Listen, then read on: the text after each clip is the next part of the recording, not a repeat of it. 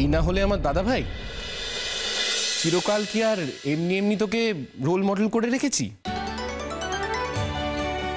তুই যে আনপ্রেডিক্টেবল না, লাস্ট মোমেন্ট অবধি কেউ বুঝতে পারবে না যে তুই কি এক্স্যাক্টলি করতে চাইছিস।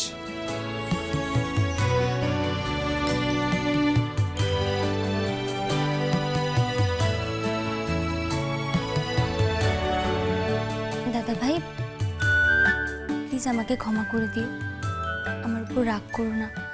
আমি ছোট মুখে বড় কথা বলে ফেলেছি। বরং উল্টোটা, তোমরা আমার বউটাকে এত ভালোবাসো সেটা দেখেই তো আমি স্বস্তি পেয়েছি।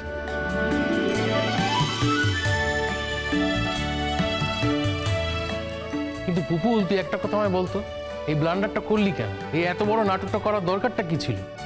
এই শাইনি মেয়েটা তোর আগে ফুঁসছে, এবার তো সর্বনাশ করার একটা ছক কষবে। কারণ একটাই কুট্টি, আমি বুঝতে চেয়েছিলাম কঙ্কাবতী আদৌ আমায় ভালোবাসে কিনা।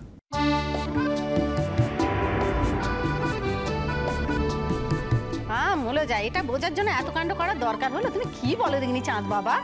না মামনি, আর কখনো কোনো সংশয় থাকবে না।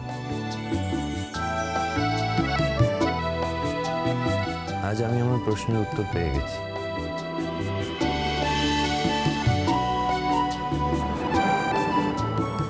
আজও কি অত দূরে দাঁড়িয়ে থাকার কথা? আমি তোমার সম্পর্কে আগে যা ভাবতাম এখনো তাই ভাবি। একটা জঘন্য, একটা জাতা, একটা বাজে লোক।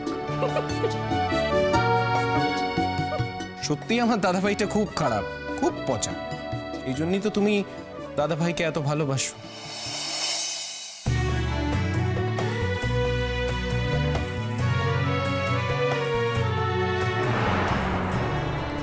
আর দিদি ভাই, দাদা ভাইয়ের মতন কে তোমাকে এত ভালোবাসতে পারে বলে দেখি? চুপ করো, অনেক হয়েছে।